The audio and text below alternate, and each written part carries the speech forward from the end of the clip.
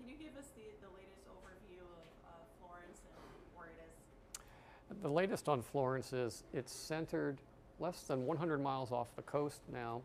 You can see Wilmington here, the center of the hurricane offshore. And just to the north of that, you can see this Cedar Island, and this is the Morehead City area. They've had some very strong winds in the last couple of hours.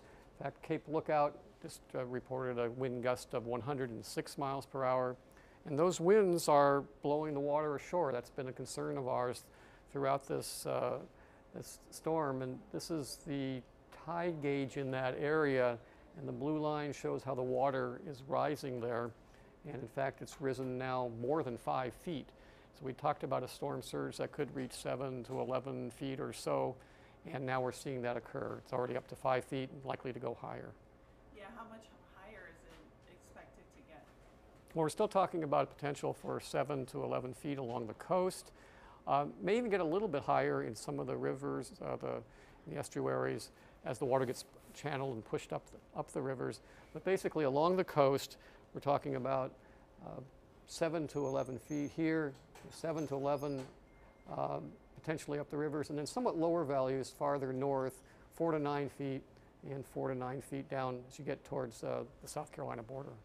And my understanding is the storm still moving very slowly, which means they'll keep getting battered and battered.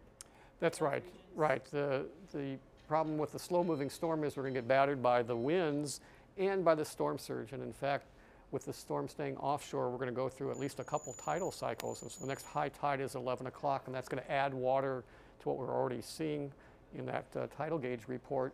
And by moving very slowly, we're also expected to see still very heavy rainfall, enough to cause flooding over widespread areas.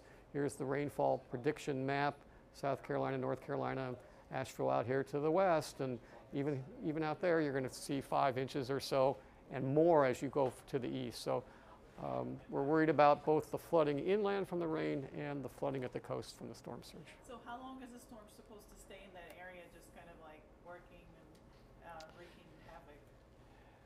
We can take a look at the forecast, and as we've been saying, it's a slow-moving storm, and it will be for the next couple days. Here's the location now, the coast of North Carolina. Here's the center of the storm. Here's 12 hours from now, 24, 36, 48. So for the next 2 days, it's just going to be moving very slowly to the west.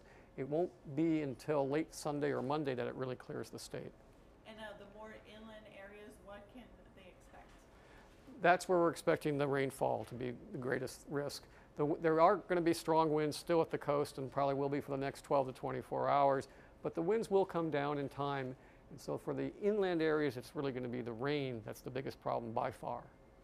And when are we going to see the storm kind of just dissipate and, not be so much of a concern anymore? Late in the weekend, it will not only be moving out of the region, but it will be weakening to the point where it probably won't be a problem for along its track up to the north and east.